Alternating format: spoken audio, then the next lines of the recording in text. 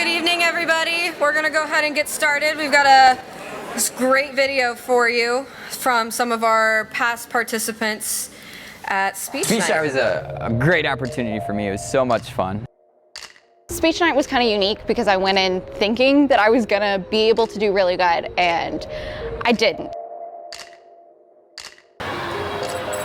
I didn't expect to be chosen for Speech Night, not because I didn't believe in myself, but because I felt there were a lot of other good competitors in my class, and so it was really shocking that I was chosen, but it was really cool. I definitely did not prepare enough, and I didn't work as hard as I should have, and that was definitely a learning experience to know kind of what I wasn't good at. But out of everything, Speech Night taught me the most how to communicate with people, because I never had to think before about how to break down what was in my brain and get it into someone else's brain so that they understood it how I did. And just thinking about the thought process behind that and how when you say things in different ways, it means things, and it means different things to different people. Again, does that make the gears turn in your head? To be able to stand up there and deliver something that I felt pertinent to my peers, and to be able to do that for 7 minutes just to get my point across was a fantastic experience, because at the time I had never stood in front of 1,000 people and delivered what I felt like was a public service announcement. For me, words have weight, and the way that you say those words are just as important as the words that you say. And so Arlington was a great opportunity for me to discover how to say those words in front of other people.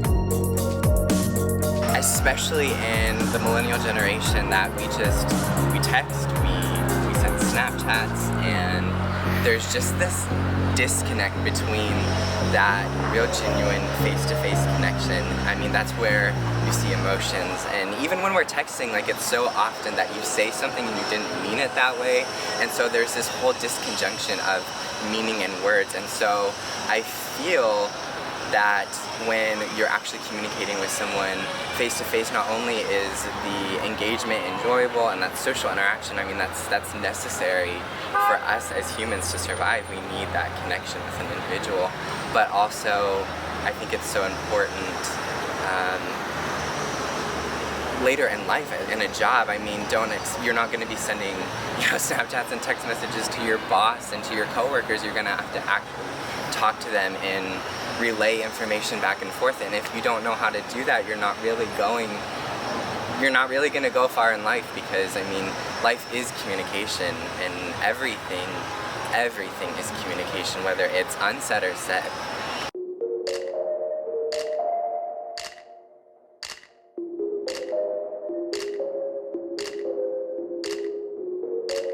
The people that I met there and outside, just in Indianapolis, in like the real world, talked to me about how to get programs started up and how to actually engage other people outside of IUPUI with the cause that I talked about.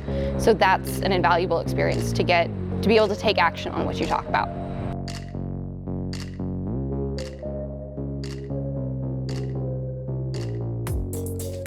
Really say what you want to say. I think this is really, honestly, especially for our generation, a huge opportunity, because there's so many controversial topics and just ideas in our own brain that we want to purge. And so really use this opportunity to say what's on your heart, because you'll be amazed at the interaction and the engagement that other people will give you. My teacher was Moffat Craig. She's the most fantastic human being in the world. She's my favorite teacher I've had at IUPUI.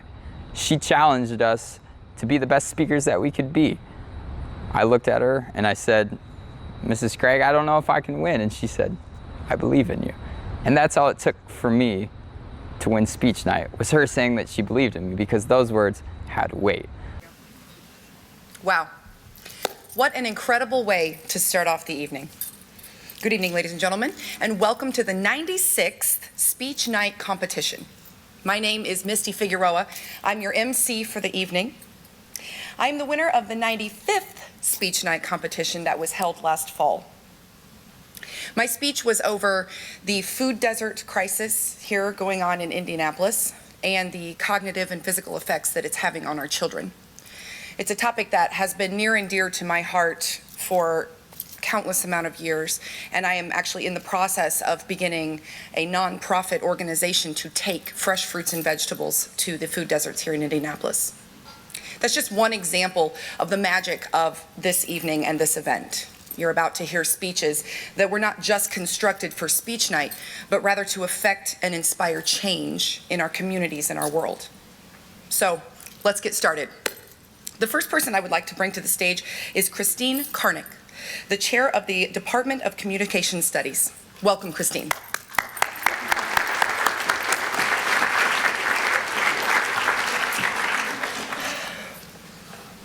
Good evening, everybody.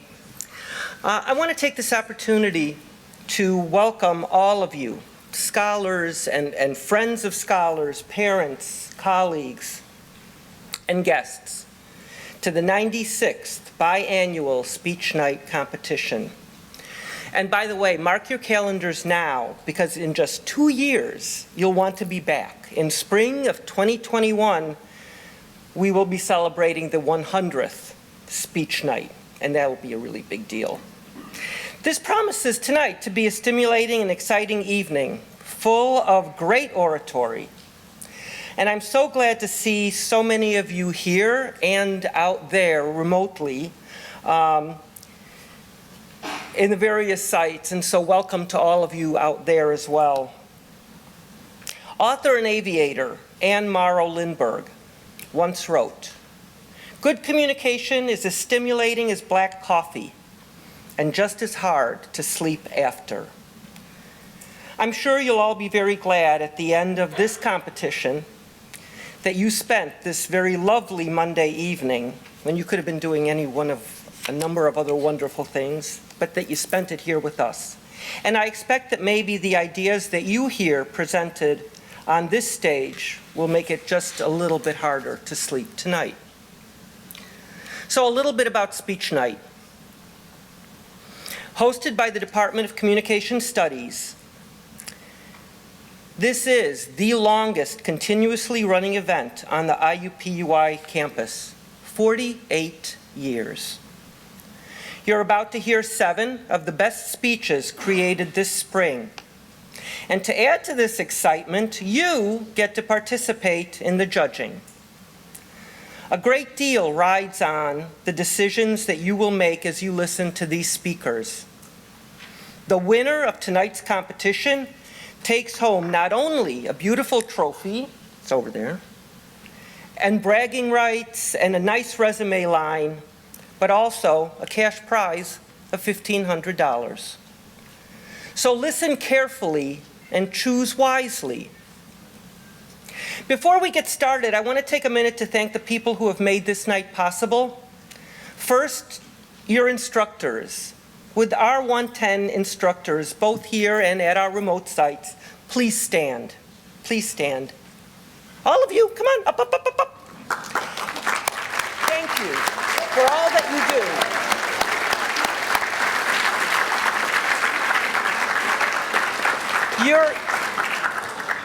Your efforts are truly, truly appreciated. Thank you. Next, thank you to the R110 leadership team who keep R110 public speaking running smoothly each year by coordinating roughly 140 sections and 4,000 students, and who have made this evening possible. First, Speakers Lab folks, thank you to you. I'm going to kind of all together. Thank you to you, and especially to Amara Spencer, who's done a lot to put this evening together.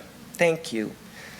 And then finally also to Course Director Steve Overby and Assistant Course Director Ian Sheeler. Thank you to you for all of your efforts. And then finally, I want to thank and commend you, scholars, R110 students, for making a valuable investment in your future by completing this course. Engaging in smart, clear, informed oral communication is a gift that you will use throughout your lives. The skills you've acquired here will help you professionally, regardless of your major. However, for those of you who have not yet committed to a major, I have just 2 words for you. Communication studies. A communication studies degree can provide you with the knowledge and a set of skills that are critical to organizations and transferable between organizations and even careers. Don't believe me? Look at sought-after majors and skills listed in Indeed and Career Builder. I guarantee you'll be surprised at how often you'll see communication studies. On the other hand, even if you have already chosen a major that's not comm studies, I urge you to consider one of our minors. We offer 6, including organizational and corporate communication, media arts and production, health communication, persuasion, and even theater. If you look up soft skills that employers look for in potential employees on Monster.com, you'll see that number 1 on their list is communication. Both written and verbal communication skills are, quoting them, of utmost importance in the workplace because they set the tone for how people perceive you. They also improve your chances of building relationships with coworkers, end quote. And they add further, workers are more productive when they know how to communicate with their peers. If you can clearly express the who, what, when, where, and why, and how of a project, you'll be the hot ticket. And their advice on how to gain that skill, they say flat out, take public speaking. So, don't pack away what you've learned this semester in the never to be looked at again box in your parents' basement. Keep this material close by. Remember what a good introduction looks like and what it should accomplish. Remember how an oral argument should be structured, how to transition between points, and how to summarize for the listener so that they know what to take away from your words. You've been provided a great framework through which to communicate your ideas when you leave here and leave the university. Use it. You'll be very glad you did. Thank you.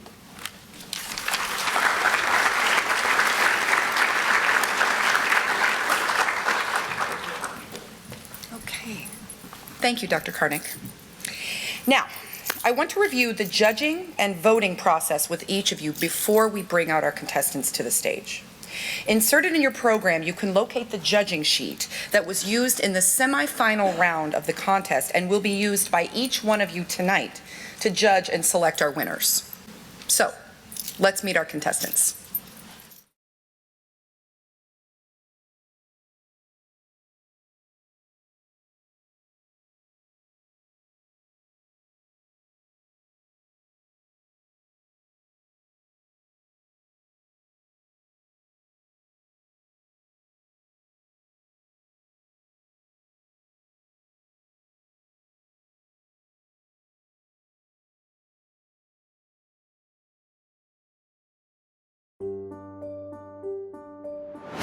My name is Olivia Smith. Sophie Shaquille. Matthew Brown. Garrett Anderson. Robbie Knight. Bethany Short. Adam Michael Wurs.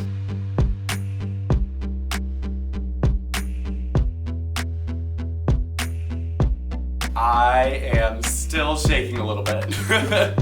I feel proud of myself. So I actually had, I did not think I was going to make it, but also a little bit anxious for what's to come in the future. I really liked speech class, so I put a lot of time and effort into my speeches, and my friend Jonathan in my class nominated me, and I was like, well, that sounds kind of fun, so I went with it, and I kept working on my speeches and my topics so that I would be chosen for speech night. So I guess I never really made that final decision. I can thank my classmates for that, and I'm really happy that they did.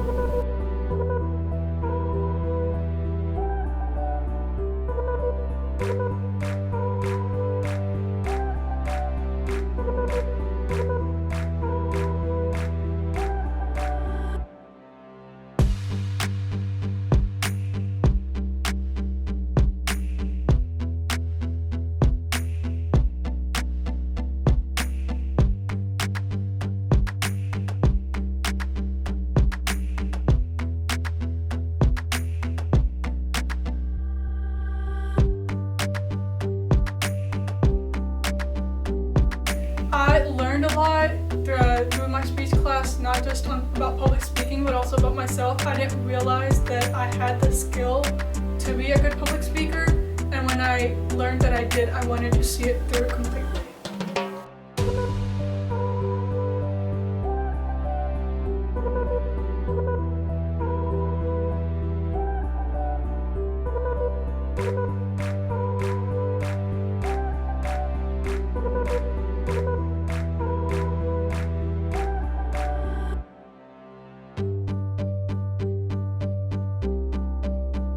You wrote the speech, so you got this.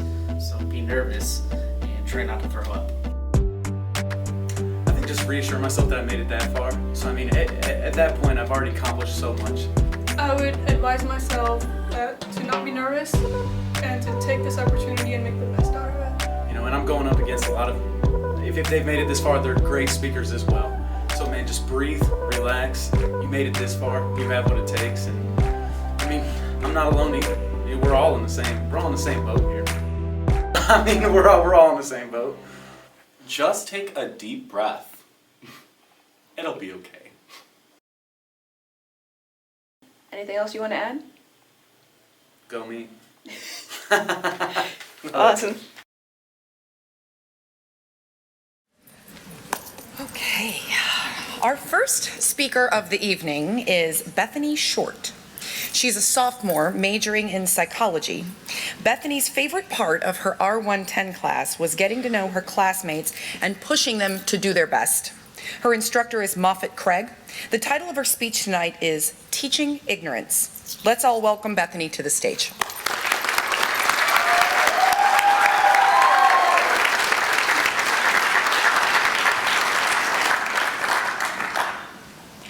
How many of you have children of your own or plan on having children in the future?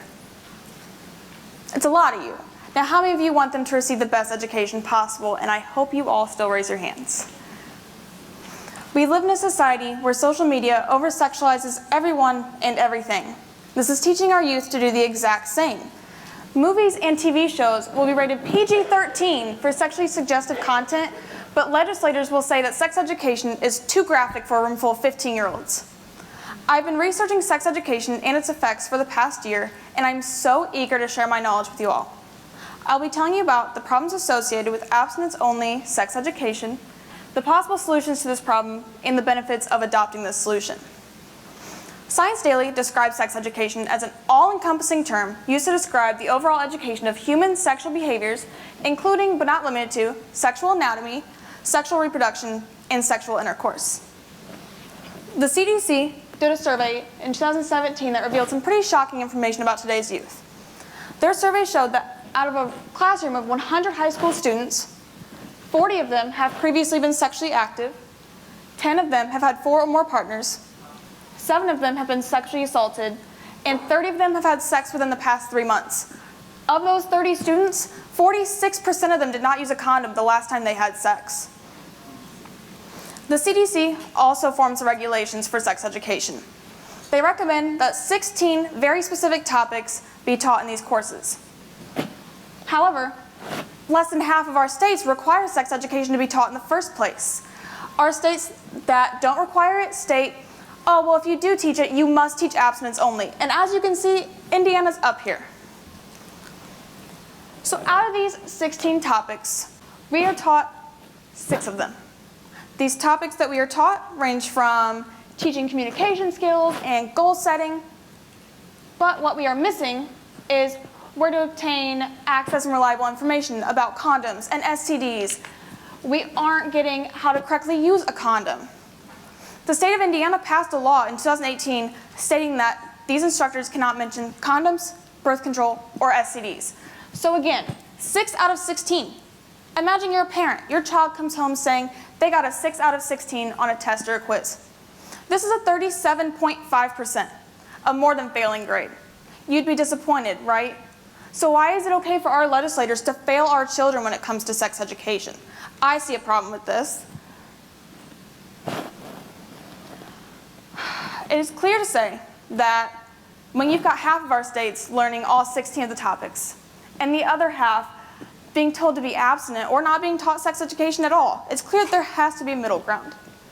If you don't see the problem by now, The University of Southern California's nursing department reported that only 13 out of our 50 states required the information taught in these courses be medically accurate. 13 out of 50. STD rates have also surged in the state of Indiana. The Indiana Board of Health reports that as of 2018, chlamydia rates are up 11%, while gonorrhea rates are up 25%. These numbers are rising at a really dangerous rate, and we need to do something to change this. The United States also has the highest rates of teen pregnancy out of every industrialized country. For every 1,000 girls aged 15 to 19, 57 of them will get pregnant. Canada has a very similar infrastructure to ours, but they teach comprehensive sex education. They have 28 for every 1,000. We're doubling their rates of teen pregnancy. Is this a trend you guys want to continue? If you teach abstinence to your kids, I'm sorry, but you're teaching ignorance. That's all you're teaching to them. The National Conference for State Legislatures also reports that the national average spent on supporting teen pregnancies in the United States through Social Security, welfare checks, and medical insurance is $9.4 billion. These programs are all funded through taxpayers. This means these programs are funded by you. This money is coming out of your paychecks every time you get paid. Another big issue that arises due to insufficient sex education is the topic of consent. If children are not being taught about what sex is and how to practice safe sex, it's certain to say they're not being taught what consent is and is not. The National Sexual Violence Resource Center states that 1 out of every 5 women and 1 out of every 71 men will be raped at some point in their life. Do you want your child to become a part of this statistic, whether they are an attacker or a victim? Probably not. Dr. Cora Bruner of Seattle Children's Hospital states, this isn't a religious or cultural discussion at all. It's about safety, health, and the future of our children. Teaching kids healthy sex prevents a lot of significant problems. It doesn't promote being sexually active. There's a very, very clear solution to this problem. Federal and state legislatures need to change. We can't keep teaching our kids abstinence. Clearly, it's not working. How many of you can honestly say you'd be 100% comfortable talking to your parents about sex right now? Not that many of you. So the fact that we expect high schoolers to do the same and be comfortable with it is honestly appalling. I know, obviously, there would be a lot of parents who don't want their kids to learn this information in schools or would rather them be taught at home. And the clear solution to this is to include a permission slip that parents must sign in order for their children to take this course. This solution would result in many lasting benefits. We would see lower rates of teen pregnancy, lower rates of teen STDs, and lower taxes due to fewer rates for these programs. Researchers studied the National Survey of Family Growth to determine the impact that sex education had on sexual risk-taking among youth ages 15 to 19. They found that those who received comprehensive sex education were 50% less likely to experience pregnancy than those who received abstinence only.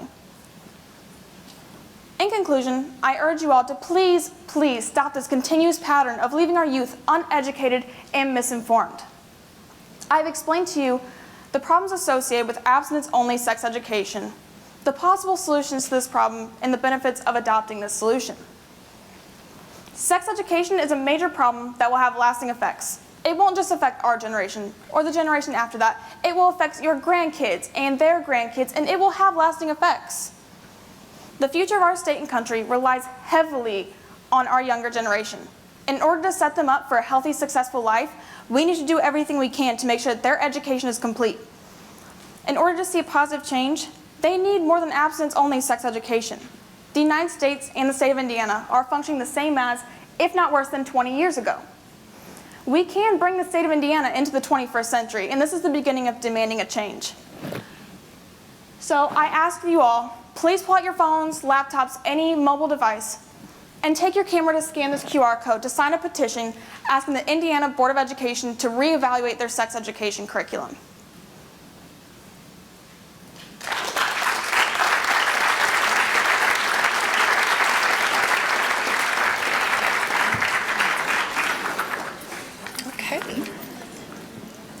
Our second speaker of the evening is Garrett Anderson. He is a freshman majoring in public safety. And Garrett intends on working in emergency management after undergrad and hopes to eventually work for the Department of Homeland Security. The title of his speech tonight is Why Abstinence-Only Sex Education Isn't Working in America. Let's all welcome Garrett to the stage.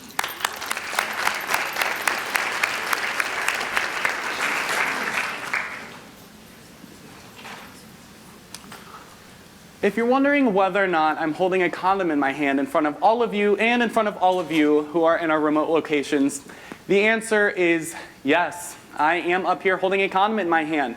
And the reason why I'm doing that is because the truth is there are some students in America who either A, don't know what this is, or they don't know how to use it.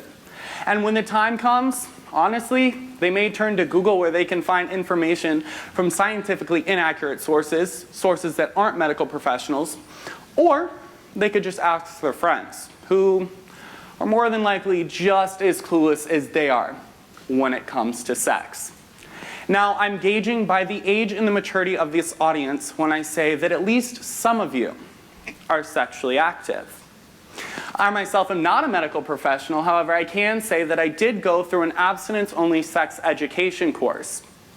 I can also say that I have been put in situations where I questioned whether something I did during a sexual encounter risked my own health.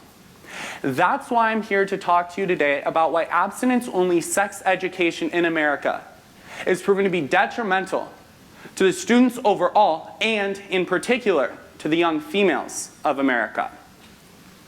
You know, as they say, teens are teens and they're gonna have sex. So let's look at what Dr. Leslie Kentor, who's the Vice President of Education at the Planned Parenthood Federation of America, had to say. She said that sex education in middle schools, high schools, and access to services for teens who are sexually active are vital in making sure that these teens live a healthy life and that they reach their life goals. She also stated that by the time students are seniors in high school, most of them will be sexually active. And this is backed up by data from the National Center for Health Statistics that claims that by the age of 18, over 50% of Americans will be sexually active. So what do those statistics mean for America? Well, to figure out what those statistics mean, let's look at some other statistics. According to the CDC, in 2016, birth rates for women aged 15 to 17 fell 10%, while birth rates for women aged 18 to 19 fell 6%. So with that said, maybe this speech is worthless. Maybe this abstinence-only sex education is working because it looks like birth rates are dropping. But let's look at the flip side of that argument. The flip side is this. As we heard in the last speech, teen pregnancies are still occurring. And according to the CDC, teen pregnancies are a major contributing factor to dropout rates among young females. One article published states that only 50% of teen mothers will receive their high school diploma by age 22, as opposed to the 90% who aren't teen mothers and do receive their high school diploma. So yeah, teen pregnancy rates, they're dropping, but it's clear that because we don't have abstinence-only classes that could in fact help these birth rates get lowered, it's clear that we are doing something wrong still. So we know teen pregnancy is still an issue. What's another issue? The other issue? STDs and STIs. According to the American Association for Sexual Health, in 2016, 1.59 million people had reported cases of chlamydia. Now that's not including the cases that either weren't reported or weren't diagnosed. So we're putting our teens out there, teens that don't know how to use condoms, teens that could potentially be turning to Google for their answers. We're putting them out there with 1.59 million other people, maybe even more, that have chlamydia. So we're still doing something wrong. But let's focus on something else for a minute. What are these abstinence-only courses actually teaching our children? Well, according to a report from the National Center for Biotechnical Information, abstinence-only programs have been found to provide scientifically inaccurate information. They've been found to distort data on such things as condom efficacy.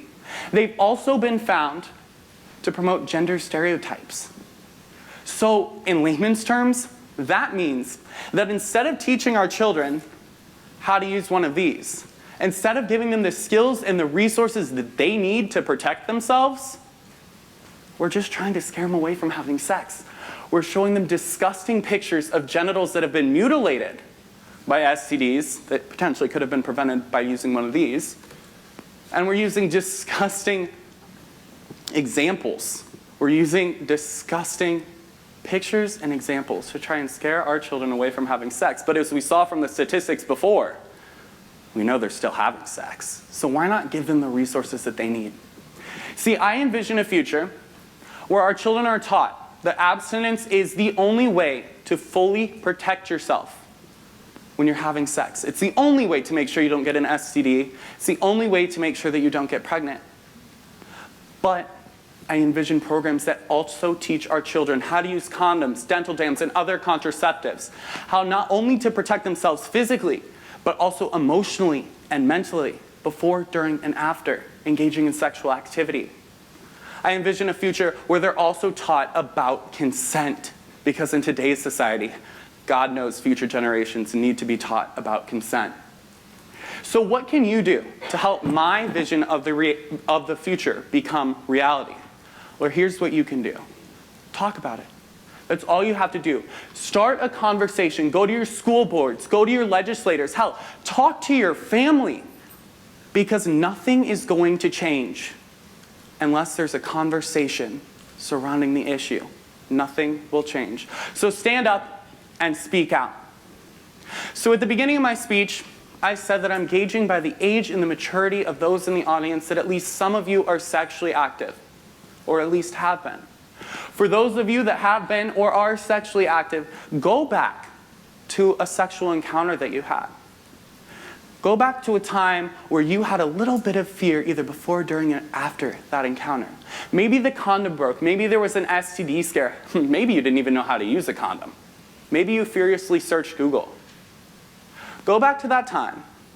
Feel that feeling of dread in your stomach and ask yourself whether or not you want the future students of America to feel the same way, or whether you want to do something about it. Whether you want to start a conversation and ensure that the future students of America don't have to turn to Google, their friends, or God knows where else to learn how to have safe sex.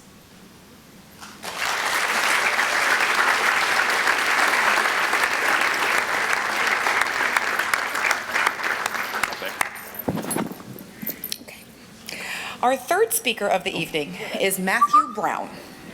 He is a sophomore majoring in communications. Which one? And Matthew's favorite part of the R110 is the adrenaline rush that he would get every time he gave a speech. His instructor is Sumina Jungi, and the title of his speech tonight is Implementing Reform to Bring Safety to the Women and Children Involved in Sex Trafficking. Let us all welcome Matthew to the stage.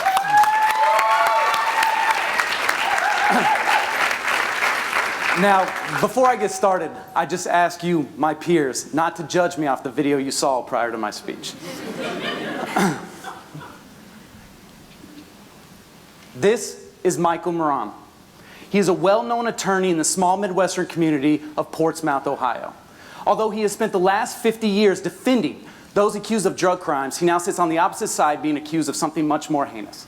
According to the USA Today, Michael Moran is a prolific sex trafficker who has trafficked over 27 women. 2 of those women went missing, 1 of which turned up dead. The other 25 women now live a life wounded and scarred because of the actions of this man. Many think something as horrific as sex trafficking only happens in other countries. But let me assure you, not only is sex trafficking prevalent here in the United States, but also in Indianapolis, Indiana as well. According to the Indiana State Report on Human Trafficking, in 2016, 178 people were rescued from sex trafficking in Indianapolis alone, with the youngest of those being 7 years old. The thought of what these women and children go through disturbs me greatly. After doing much research, I decided to partner with an organization called the Association for the Recovery of Children to help fund the rescue of those caught in its grips. Now, sex trafficking and the effects it is having on the women and children in this nation is appalling. Porn is not only an influence, but a promoter of this kind of behavior. The porn industry should be taxed, and the money should be utilized to eliminate this disease. Now, sex trafficking is a billion-dollar industry, and it is defined by the Department of Homeland Security as a modern-day slavery that uses force, fraud, or coercion to obtain some sort of sex act. The Polaris Project states that in 2018, 75% of the cases reported were women like the one you see right here. These women go through mass amounts of physical and mental abuse and exhaustion. Look at the bruises on her face. Look at the tears streaming down her cheeks. Yet, this is just the beginning. Even if she is rescued, odds are she will spend the rest of her life dealing with PTSD. In a report sent to the Department of Justice, we can see some alarming statistics concerning what these women go through. 70% of these women end up with an STD. 50% end up pregnant, while 42% end up giving birth while being trafficked. If rescued, 86% will suffer from chronic depression. 64% will end up with thoughts of suicide, with 63% actually acting on their suicidal tendencies. The remaining, well, they just end up completely emotionally numb. This is a problem. And unfortunately, it's not just our women that are susceptible to this. It's our children as well. Every year, 17,000 children are abducted in the United States and sold into trafficking. That equates to roughly 46 kids taken out of our own backyards every day. Imagine the fear, the anxiety that these kids go through. They're not immune to this. It affects them just as much as women, if not worse. And sadly, statistics tell us that a majority of those 17,000 kids won't make it to see age 18. This is a problem. Something needs to be done. I have a possible solution. Now, in a survey I conducted amongst my peers, I asked, do you think the government should invest more money in rescuing women and children from sex trafficking? A resounding 100% said yes. But where would the money come from? Well, I propose we tax porn. Why? Why would we tax porn? Because they advertise this garbage. To prove that, I went on a popular free porn site called Pornhub. I decided to search a few keywords just to see what the results would be. When I searched prostitute, I got 2,094 video results. The word abuse, a little over 2,300. When I searched the phrase for money, I got roughly 4,000 video results. Now, when I searched the word teen, 574,000 or 548,000 video results. But that's not the most shocking. The most shocking is when I searched the word slave, 16,290 relevant video results. This is exactly why the government should place a sin tax on porn just as it did alcohol and tobacco. Now, when we look at the tax on cigarettes, part of that money actually goes to the health care of those plagued by the effects of their smoking. In the same way, the porn industry should be taxed for the effects of not only being a gateway drug, but also for advertising such an inconceivably perverse industry.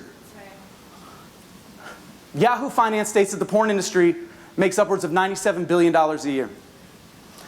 If we place a 10% sin tax on that, that would give us $9.7 billion a year to put towards the rescue and recovery of those caught, the victims of this tragedy. According to Nathan Peternell, who has ties with the Association for the Recovery of Children, it costs about $2,000 to send a team of ex-Special Forces operatives out to rescue a child. Think about how many children we could save with $9.7 billion. Think about the safe houses we could build to bring these people in, to give them the mental, emotional, and physical healing that they need to go out and live a healthy life. Think about the money we could put towards finding the monsters behind this and prosecuting them to the fullest. I mean, this money could be used to bring healing. And it would also make our nation safer for our women and children. The implementation of this tax could suffocate sex trafficking enough to where we could avoid stories like the one about Abriana Sabe Parks. Now, Abriana Parks was a beautiful 17-year-old girl. She had aspirations to go to Northern Arizona University to become an attorney. She was a straight-A student her entire life. She was a former cheerleader with a love for softball. But her dreams tragically ended in February 4th, 2014, when she was stabbed 38 times by a 35-year-old man named Larry Sin. Now, Sin had bought Parks like a piece of meat at a butcher shop off of a guy named Marcellus Smith. The sad part, Marcellus Smith, it only took him 7 days of manipulation and threats to get her involved in a sex trafficking ring that would end her life less than a week later. Her delicate breath, her precious heartbeat that mattered so much to her family and friends now ceases to exist. She wasn't created for this. She wasn't. Her song wasn't fully sung. Her story wasn't fully written, yet she was robbed by this brutal industry. And if we don't take action, her story could become very real to you or someone you love. Fortunately, there is something we can do. Up here, I'm going to go ahead and place the names and contact information of our senators and then the local congressman here in Indianapolis in the 7th District. I suggest either take out your phones, take the information, do whatever you want with it. I urge you to write them a letter or call them and explain your concern for the effects of sex trafficking in this country and how taxing the porn industry could help eliminate it. Sex trafficking, the effect that it's having on the women and children in our country is disgusting. And is disgusting. But I've given you a possible out. All you must do now is act. And although it may seem like a daunting task, let me encourage you with a famous quote by Margaret Mead. Never doubt that a group of thoughtful citizens can change the world. Indeed, it is the only thing that has. May we walk out of here tonight with changed minds and changed hearts. And may we begin to end the war on sex trafficking. Thank you.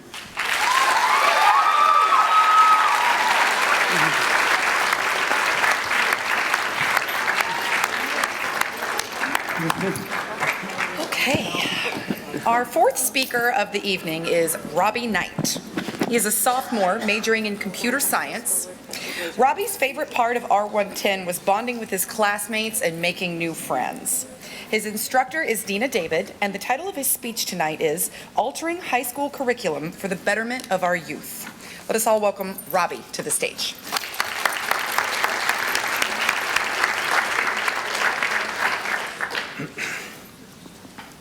As kids, we are taught that we can be whatever we want to be when we grow up. For me, that meant being a WWE wrestler. Now, some of you out there might know what I'm talking about. I wanted to drop the people's elbow down on The Undertaker. I dreamt of hoisting the World Heavyweight Championship belts over my head while my fans cheered for me and my impeccable abs. I held on to this dream for a long time. Probably a little bit longer than a guy like me should have held on to a wrestling dream for. But, you know, that happens to a lot of us. We realize we aren't going to grow into our childhood dreams. And that's okay. All that really matters is we find a feasible path to a successful future. The problem is we aren't being taught those tangible life skills or being shown legitimate career paths while in high school. Because of this, I personally struggled with my time after high school. I wasted a lot of potential, spent way too much money, and lost out on a lot of time. Now, this is relevant to all of us because we all had to go through the current high school curriculum to get to where we are today. The fact of it is, we are the lucky ones who get to be here tonight to continue our education. Therefore, it is our responsibility to alter the current high school curriculum for the betterment of the future. As someone who lived through the struggles of the current lackluster high school curriculum we have, I have a lot of passion on this topic, and I've spent a lot of time thinking about and researching a possible solution. Therefore, I believe that high school curriculum needs to be altered as it does not currently expose students to majors and careers, causing students to take a longer time to find their path in life, ultimately wasting them out on time, money, and potential. Now, there is a problem within the high school curriculum, and they're not preparing students well enough after high school. So who is ultimately being affected? Well, that is high school dropouts, students attending college after high school, and students entering straight into the workforce after high school. According to the National Center for Education Statistics, 6.1% of students in high school drop out every year. Let me put that into perspective for you. That means nearly 1 million students drop out every single year. In a survey done by the Alliance for Excellent Education, they asked former high school dropouts why they were dropping out. They said they felt the classes were uninteresting and irrelevant to their future. Now, the current high school curriculum is also affecting the students entering college after high school. According to the NCES statistics, 40% of all students in a 4-year program have not graduated after 7 years. This is because they're taking too much time experimenting with different majors. In a more real-life example of that, I asked my R110 class, how many of you have changed their major?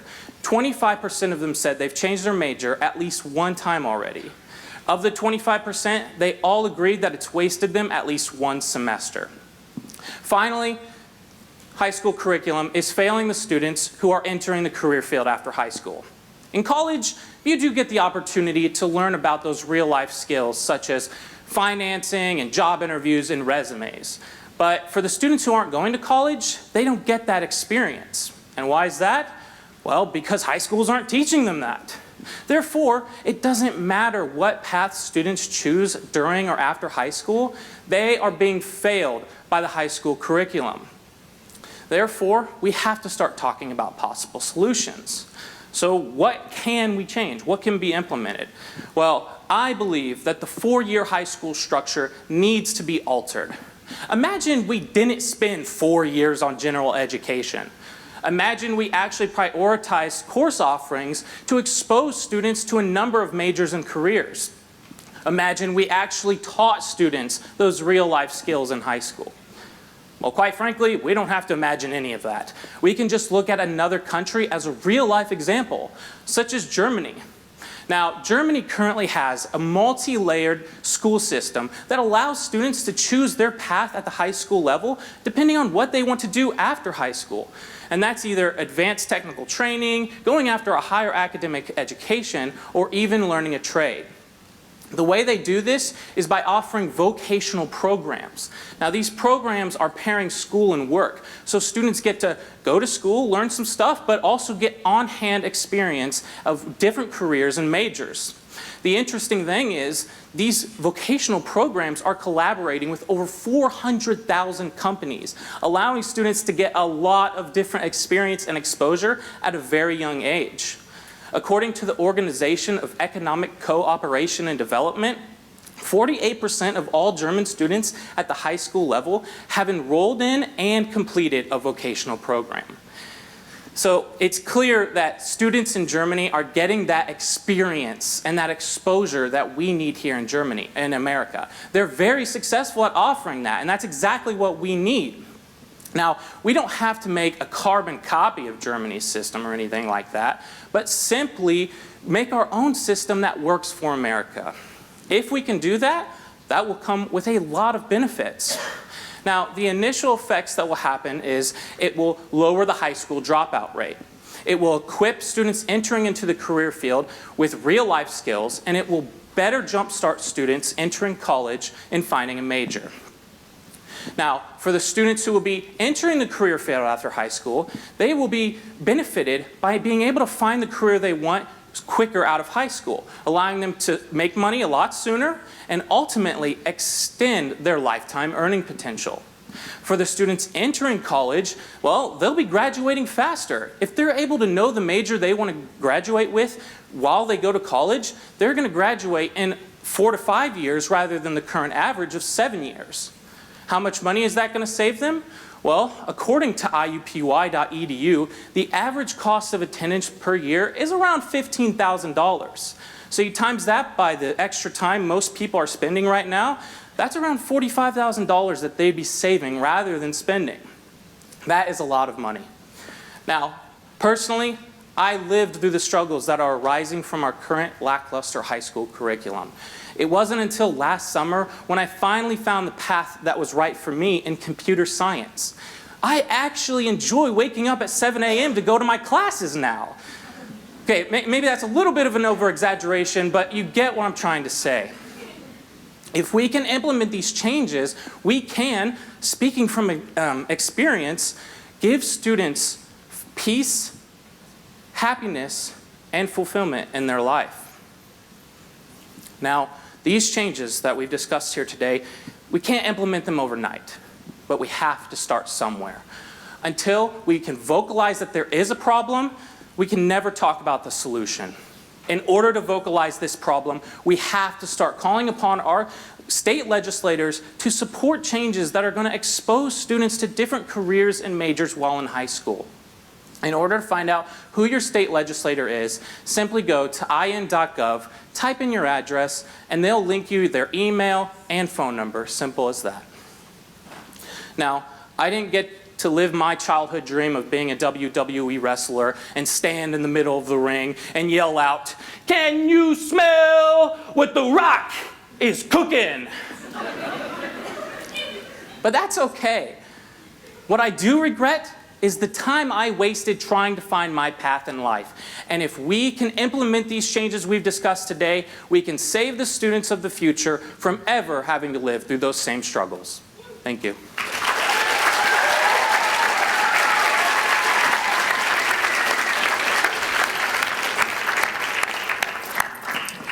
Okay, our fifth speaker of the evening is Safiya Shakil.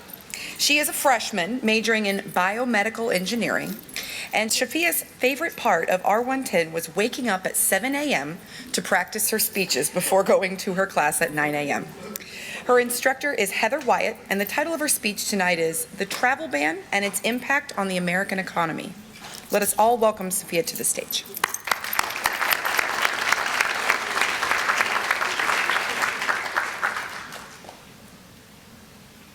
I pledge allegiance to the flag of the United States of America and to the republic for which it stands, one nation under God, indivisible, with liberty and justice for all. Every morning, our schools echo this pledge of liberty and justice, but the same pledge as a nation, we will fall short on fulfilling. Land of the free and home of the brave, that is the America our founding fathers envisioned, but it is not the America we live in today, where policy such as the travel ban exist and minorities are oppressed. As a first-generation immigrant, I care deeply about this topic, but today I will be presenting well-researched facts. The discriminatory nature of the travel ban targets vital people and in turn affects our economy. Therefore, we need to revoke the ban so that our economy can flourish. On January 27, 2017, an executive order was signed to ban entries from 7 Muslim-majority countries. Then later, the bill was adopted to justify the deportation of dreamers protected by Deferred Action for Childhood Arrivals, also known as DACA, and deter Central Americans from crossing the southern border by separating families. The travel ban directly impacts those from the 7 countries, but it also impacts us because it affects our economy. In his article on Forbes.com, John Wasik, a lecturer at the University of Chicago, writes that the value of dollar relative to the other currencies declined just 2 days after the policy was signed. He also states that the large U.S. corporations engaged in global economy will suffer if they are curbed from moving people where they need them, which will hurt their productivity. Furthermore, there is always a chance of a country retaliating, and an economy as large as ours can go into a tailspin if there is an economic crisis. This ban also prevents highly trained professionals from entering America. Most of these professionals are the best from their country, and when they come to America, they help propel our economy forward. According to American Immigration Council, a nonprofit research organization, currently more than 247,000 foreign-trained doctors practice in the United States, making up more than slightly a quarter of all doctors. The World Health Organization reports that health workers help people stay at work and contribute towards more resilient economies that are able to withstand shocks such as natural disasters and outbreaks. The medical field, however, is just one of the many that suffers because of the travel ban. According to Michael Posner, a Canadian journalist, we have immigrants working in Google, Intel, Microsoft, and other large corporations helping our country be strong and competitive. When we make it difficult for these intellects to enter the United States, they start looking for other options, making it easier for our competitors like Europe and China to recruit them. The ban was initiated as a method to protect us, yet it has done nothing but harvest harm and fear. Therefore, it's imperative that we take steps to change it. According to BBC, President Trump has stated that the travel ban is about keeping America safe from terrorism. Attacks such as 9/11, Boston Marathon bombing, and the Orlando nightclub shooting were cited as reasons for the travel ban. However, all of these attacks were carried out by people from countries not on the list or by US-born attackers.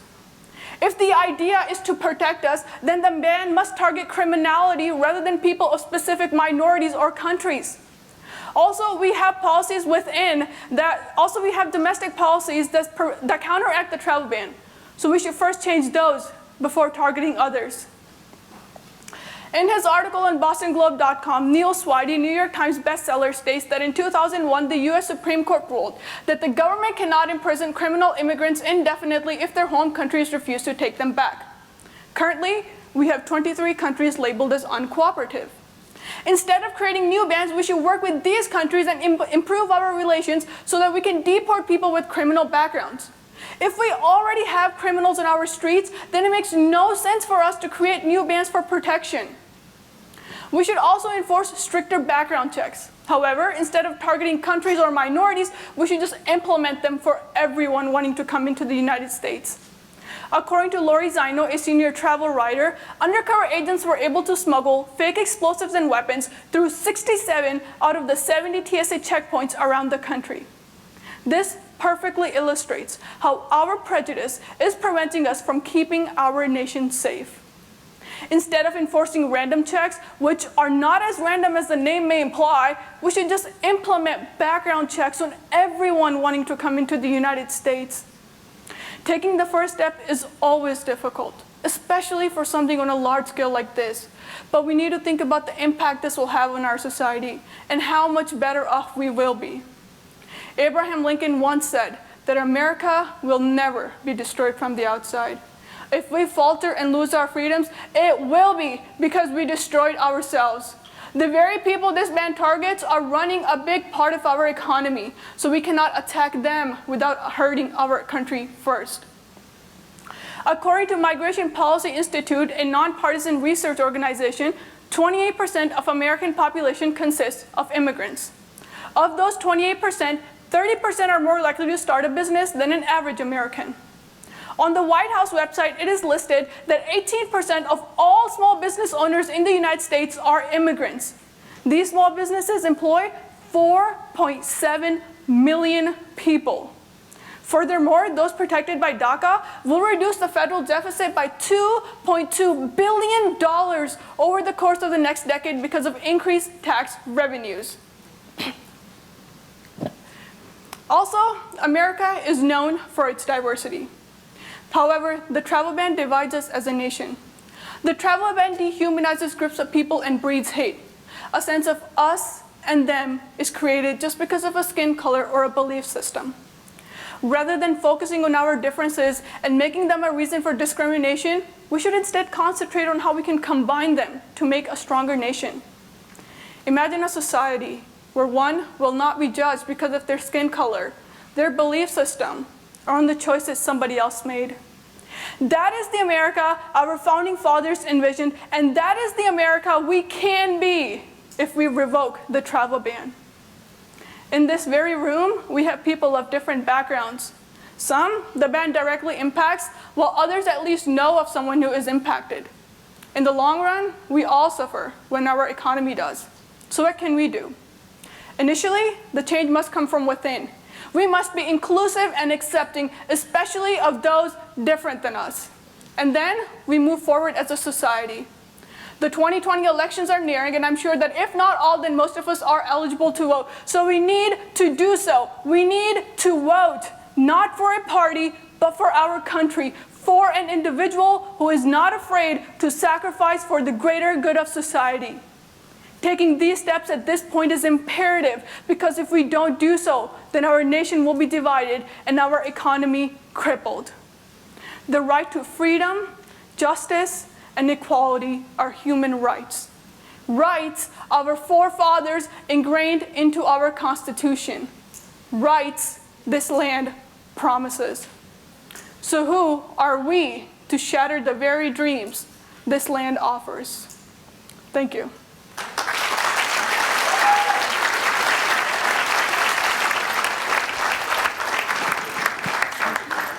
Is it on?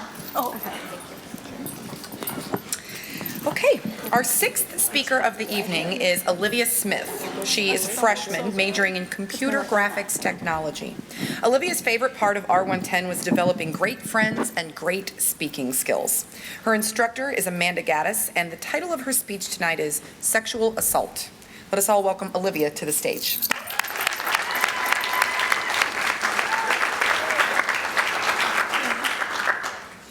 All right, let me take a look around here really fast. Hey, you, in the salmon shirt, third row, can you come up here for a second? Right here in the striped shirt and brown hair, fourth row. Can you guys come up here for 1 second? Can you please tell me your names really fast? My name is Nick Frangella. This is Nick. This is Diana. They're going to help me do a demonstration really fast, and they don't know about it, so wish them luck. So, I'm going to take these. These are nice. These are actually really nice phones. This one's huge, and it's way bigger than mine.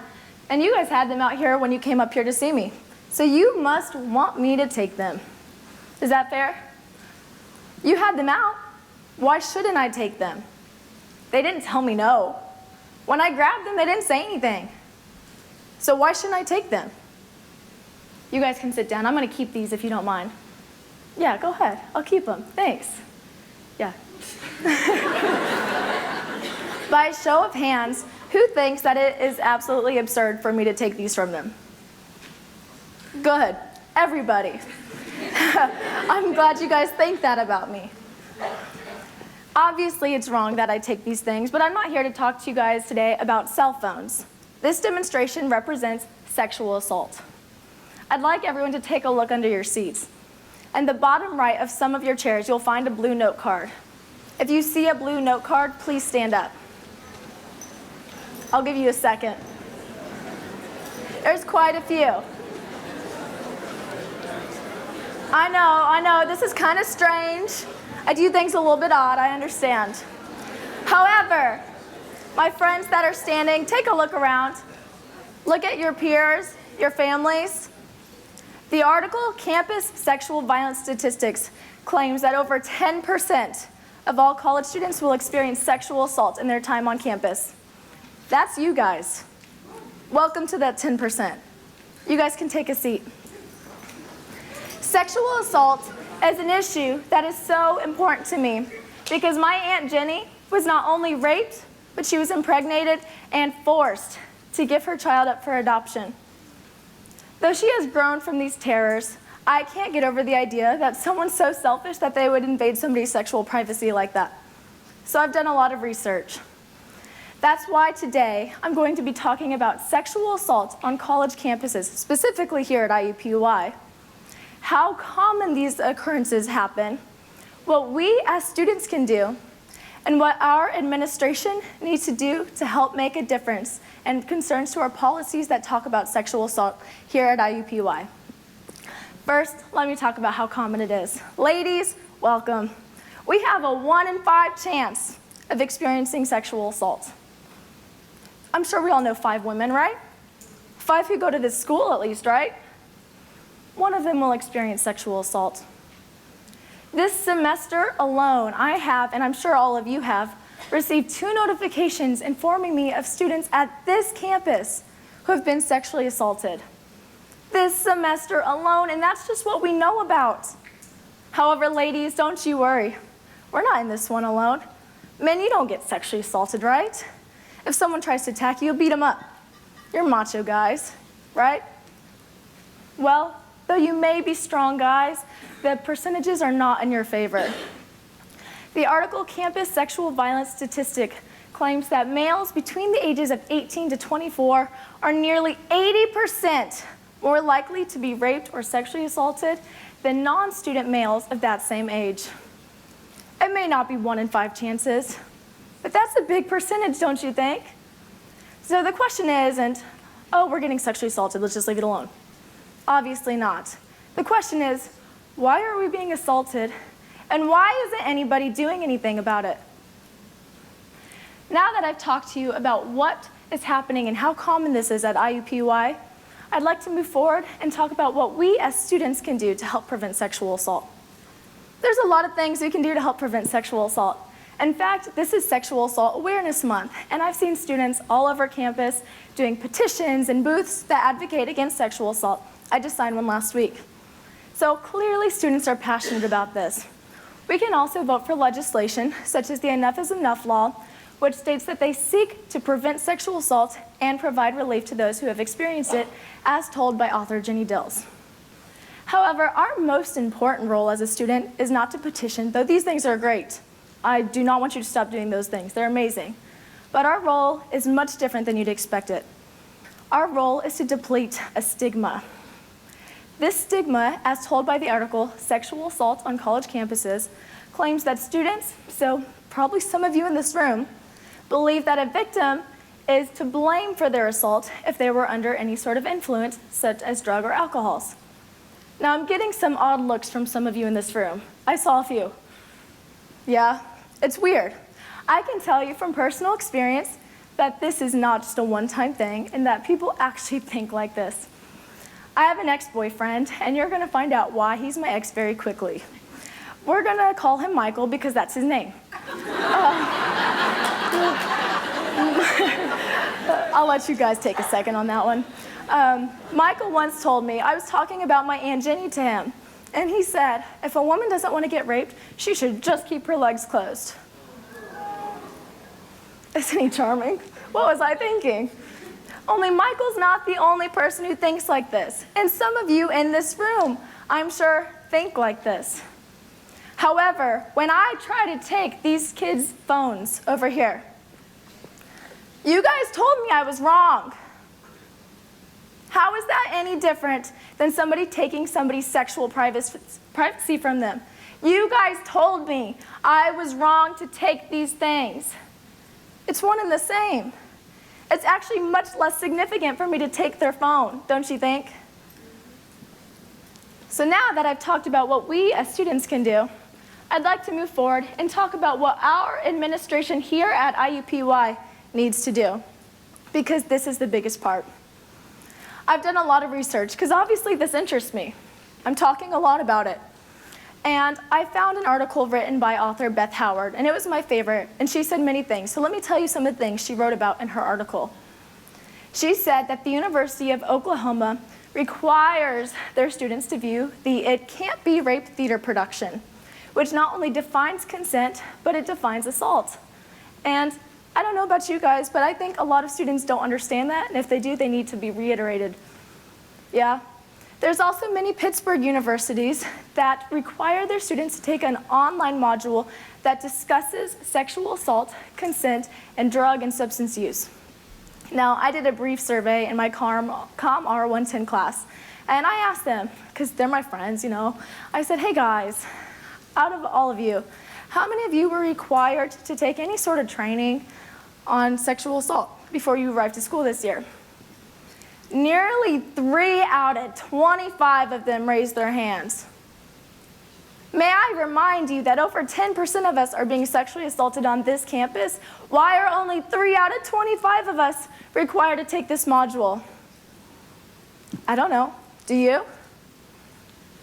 However, there are many universities that are not only reforming their sexual assault policies, but they are shaping their relief programs for victims, such as the University of Florida and the University of Michigan.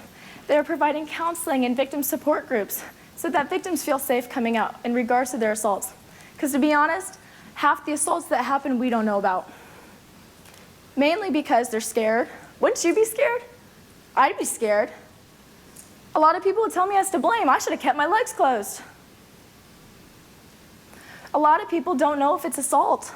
That's why we need to reiterate what is assault. It's not just rape. And a lot of people don't know that. I don't know about you guys, and I see a lot of parents in these first few rows and professors, but I see a lot more students. Students, wouldn't it feel nice to be able to walk to your dorm every night or to your car? Because a lot of us commute. I commute. Wouldn't it feel nice to be able to walk to your car and be alert, but not scared? Wouldn't it be nice to not carry your keys like this? Ladies especially. How many of you do that? By show of hands. We're scared. That's a problem. We are scared to be here. We are paying to be here. We should not be scared. Men, how many of you are scared of sexual assault? Exactly. You're not scared. That's the other problem. We're scared. You're not. May I remind you, you have an 80% higher chance to be sexually assaulted during your time here. That's one heck of a chance.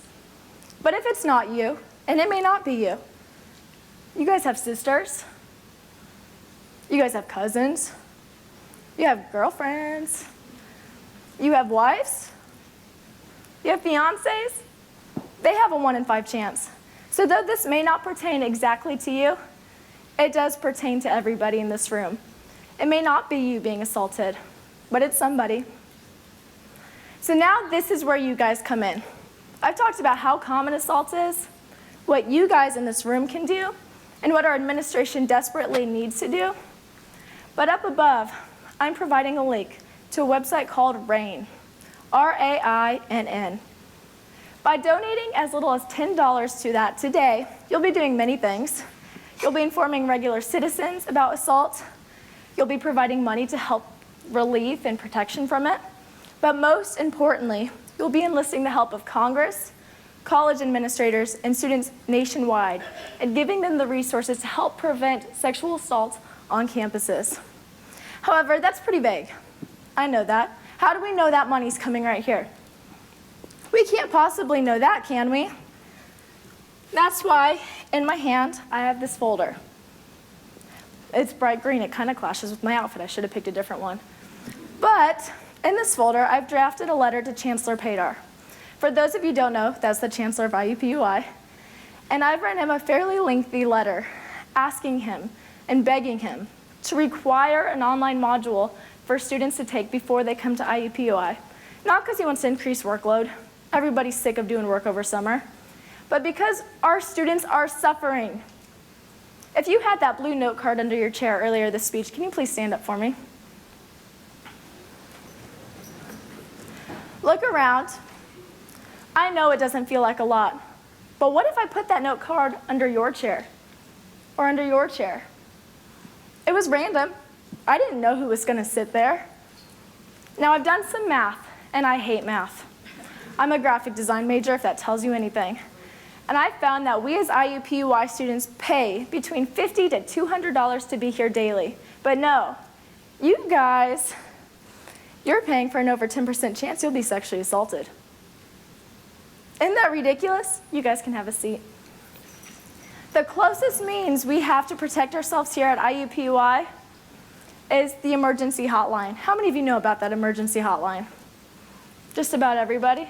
However, I can promise you, if someone comes up to attack you and they're like, hey, whatever, I don't know what they say, they'll, I don't know. But they're not going to be like, oh, yeah, go call them really fast. See if they get to you in time. Let's make it a game. That doesn't happen. And that's why this module is important. Now, if you look around, and I would never ask you guys to admit this to everybody, but I guarantee there's more than one person in this room who's been sexually assaulted. Actually, probably more than 10, probably more than 20. And though I would never ask them to admit this, I know that this eats them alive daily. And you do not want that to be you, I promise you. So with your help, we can make students knowledgeable here at IUPUI and decrease our chances of sexual assault. Because after doing a little bit more math, which again I hate, so this tells you how much I care about this, that means that 2,420 students on this campus this year will be assaulted. Let's not make that happen anymore. With your help, with my help, with Chancellor Padar's help, we can put a stop to sexual assault at IUPUI. Thank you.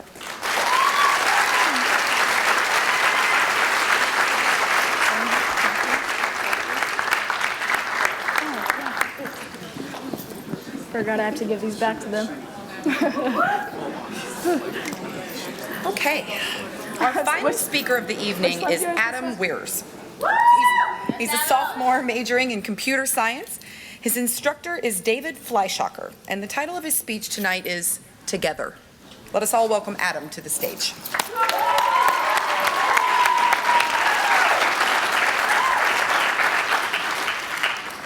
This is a bottle of prescription antidepressants. To be exact, this is my bottle of prescription antidepressants. Survey I gave my R110 class, I asked how many had had feelings of anxiety or depression. Every student marked yes. So this tells me I may not be, or I'm most likely not the only one who uses or needs to use antidepressants. I use antidepressants because over the course of 6 months, I had thoughts of suicide almost daily. And I seriously contemplated suicide on 2 occasions. And that's when I sought help. But not everyone is as fortunate as I am. Not everyone seeks help. So we need to be conscious of the problems of suicide. And that's why tonight, I want to talk to you about rising suicide rates, my solution to the problem, and what the world may look like better together. So first, some statistics.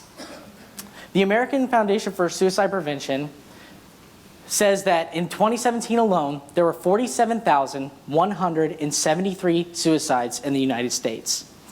That's 129 on average per day. 129 individuals that had lives full of purpose and promise that will never be fulfilled.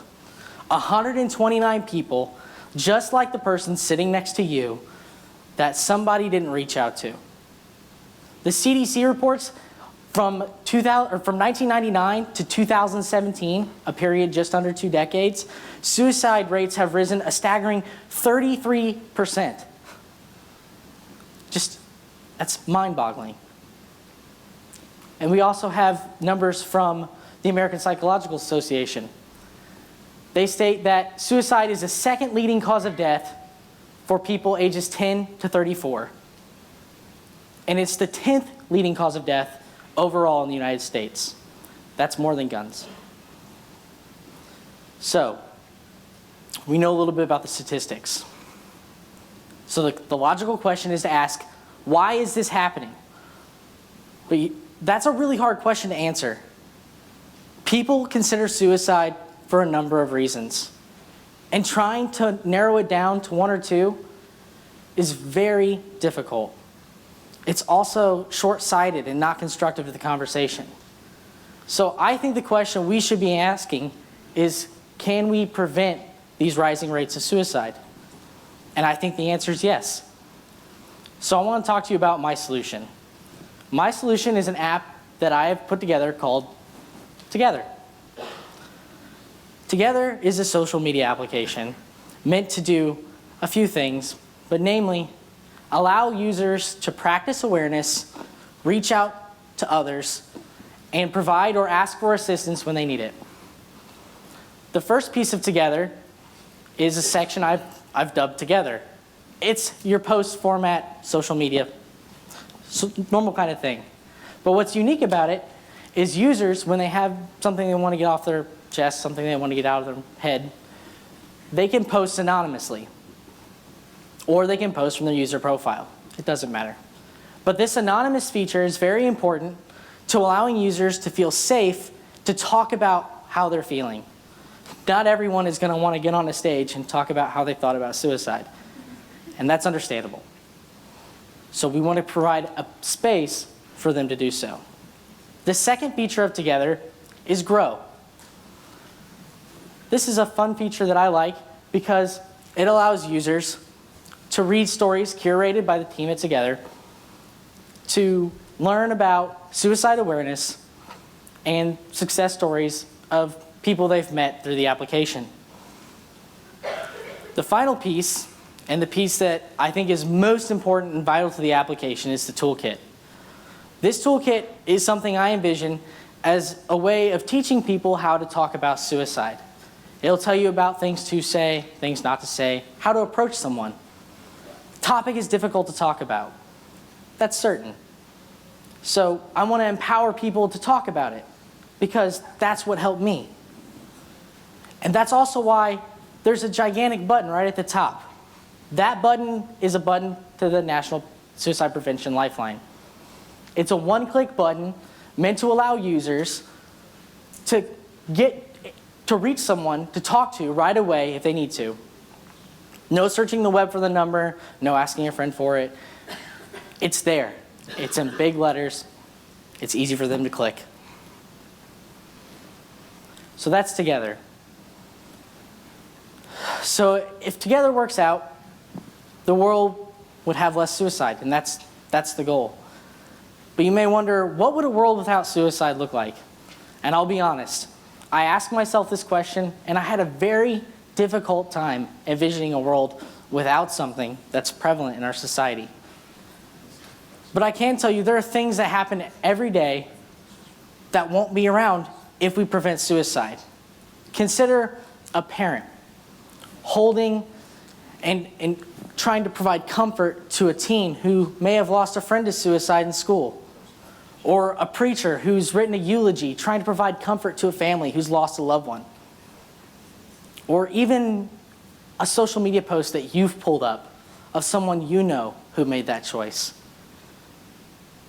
I personally have a friend that I still can recall their last social media post, and it hurts every time I think about it. And I don't want to see that again. And that's why I believe if we work together, we can build a better tomorrow. So, what can you do to build this kind of world? This is simple. The first thing is, if you're interested in Together, I am actually working on this application. This computer science major. Side projects are something that we care deeply about doing. They help us get jobs. But this is also something that I feel can have an impact. So I'm working on it. And I want you to work with me. So if you have an interest at all, whether it be graphic design or programming, anything like that, you even have an idea, please contact me. That's my email address, awers@iu.edu. Secondly, be a resource. Now, you may wonder what this means. Well, simple. Be available to those around you. Reach out if you see somebody struggling. If you don't know what those signs are, do like I did. I went to the National Association for Health Prevention online, and they had a ton of resources on how to recognize the signs of suicide. It also gave advice on what to say and what not to say. So be a resource to those around you. Make an impact. It's the only way somebody who isn't seeking for an answer may find an answer to their problem. And lastly, if you or someone you know is considering suicide, please call the National Suicide Prevention Lifeline. The number is 800-273-TALK. Again, that's 800-273-8255. So, I've spoken to you a little bit tonight about rising suicide rates, my solution to the problem, and maybe what the world would look like if we're better together. But I want to leave you with one little thing. These pills, they help me get through the day. But I want you to hear them rattle a little bit. Because when you hear a rattle again, I want you to remember that somebody's hurting. Somebody doesn't know that there's hope and help. And you may be their answer. So reach out and make the world better together. Thank you.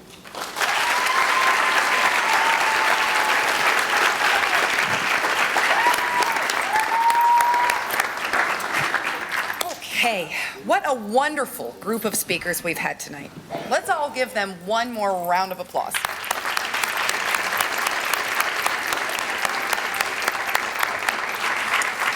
Just wanted to give a quick thank you to all of you guys for joining us this evening. My name is Faith Prohaska. I'm one of the mentors at the Speakers Lab.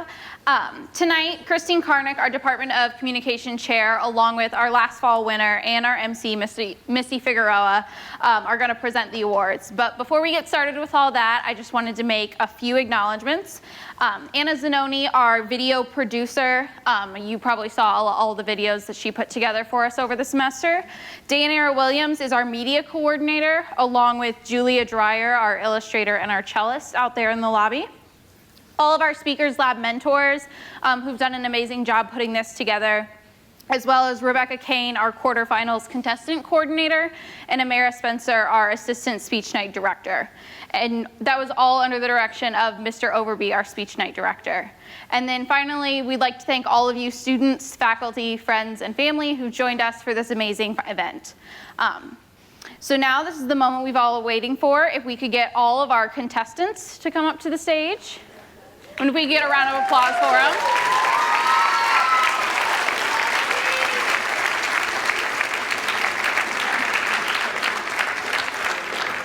We could also get their professors to the stage just as great mentors. Give them a round of a hand as well.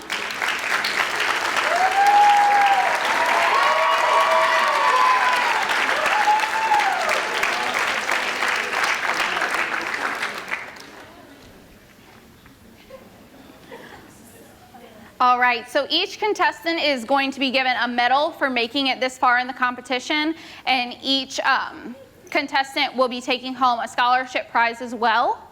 First place gets $1,500, second place gets $1,000, third place gets $750, and fourth through seventh place gets $500.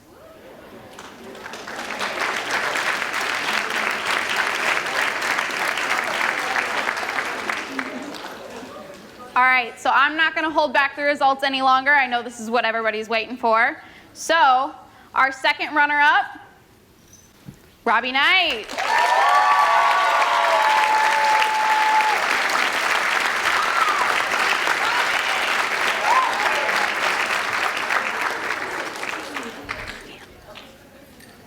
First runner-up, Matthew Brown.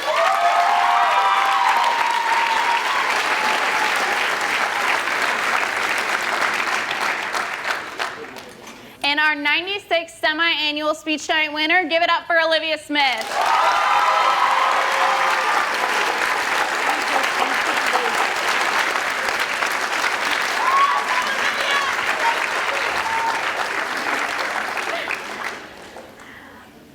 All right, so thank you all for coming out tonight and for watching over the live stream. If you are in the main auditorium or one of our overflow rooms, you could go ahead and pick up any trash around you, and everybody get home safe.